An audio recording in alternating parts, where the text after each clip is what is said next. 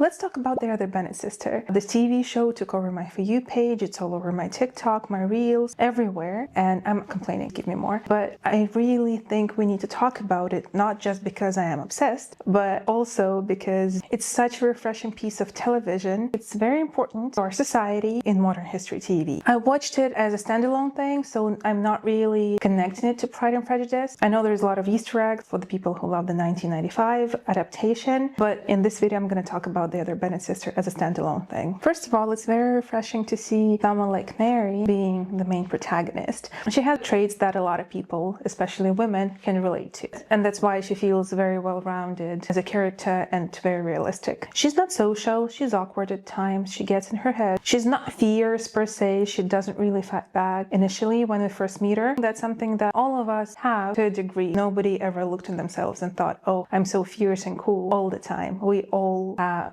our moments as Mary in our lives. And she wears glasses. We need to talk about the glasses. It's not just about the glasses. Mr. Hayward and Mary's connection is kind of about the glasses, but not really. They both wear them, and you can see the connection forms. The glasses are kind of the connection, if it makes sense. They symbolize how they see each other and what they see in each other. If we take the romantic thing aside, glasses kind of have the personality of their own, or more like they symbolize Mary as a person at the beginning of the show. First of all, she decides to go and become smart, glasses. She's awkward, so that quality is often associated with glasses. But most importantly, the glasses are the thing that sets her apart from her family. It's something that's not considered attractive, hence her mom tells her that Mary is not going to get married if she wears glasses, which is a crazy thing to say. It's the thing that makes her very different from the rest of her family, from the environment that she grew up in. There's a lot of kind of quiet damage that happens to her in that household. Her mom is kind of verbally abusing her. She's dismissive of Mary. She doesn't acknowledge her in any way. And leaving that environment, not even once but twice,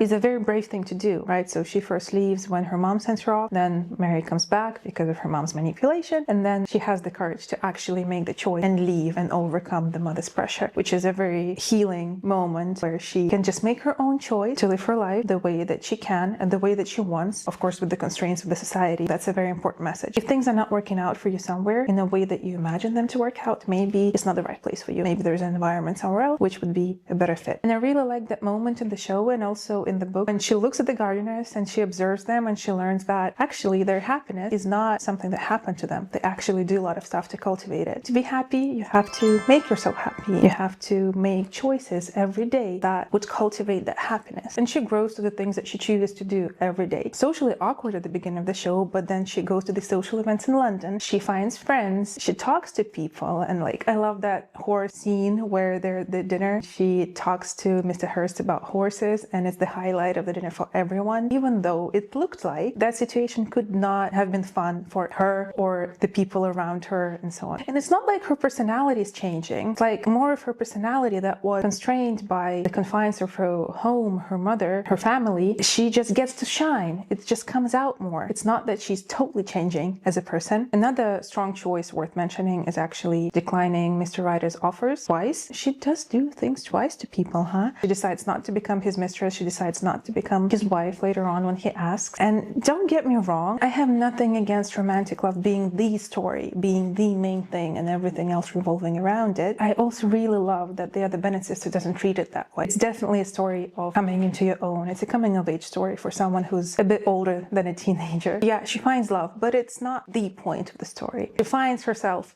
before that. Healing, for me as a viewer, is not coming from romance. And her healing as a character is not coming from finding a man in her life. It's all set in the Regency era, so the constraints of the time, the customs of that time are still very much present. She is going to have a better life as a married woman compared to her just being a governess on her own as a single woman. But the story and Mary works with those constraints the best she can, and probably the best a woman in her time, in her standing, was able to do it. Mary is obviously a wallflower, and the way that the wallflower stories usually go is we establish that the person is a wallflower, then they get a glow up, and then they either stop being a wallflower or they become confident and they are less of a wallflower, and then they get the guy and then they're happy.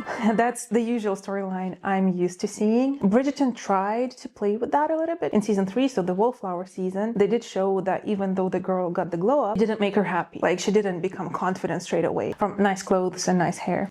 But Penelope still gets a traditional glow up.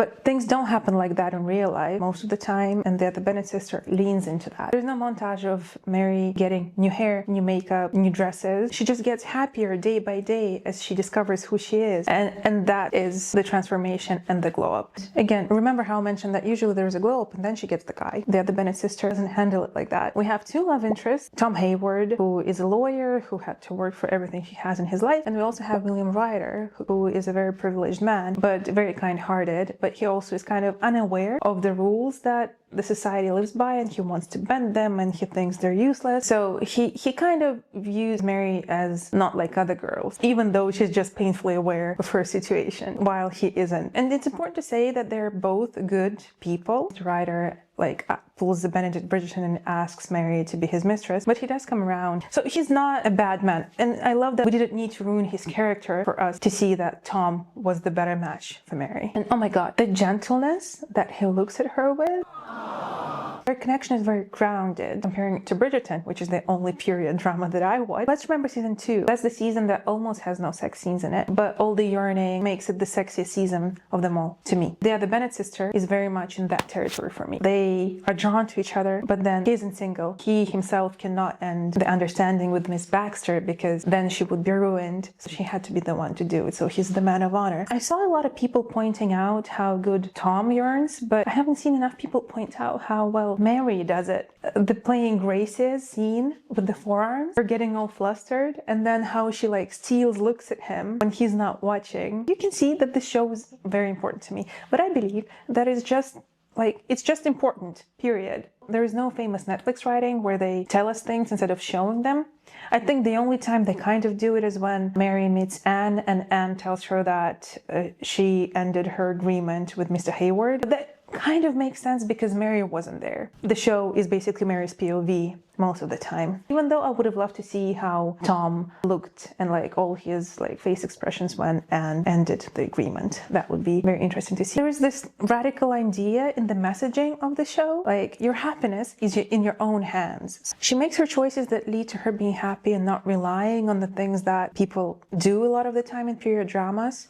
So they usually rely on their societal standing and men. This day and age, it's very important to have shows, movies that carry this message of it's not marriage or misery for women. Human connection is undeniably important, right? You cannot live in isolation. And Mary was isolated in her childhood home. That's why she couldn't thrive. Human connection is insanely important, but it's not about finding a husband. And that's why I think that The Bennett Sister is a very important piece of television in modern day and age. If you got this far, thank you so much for watching me talk. And if you want to watch me talk some more, please subscribe to this channel and you can click the notifications button.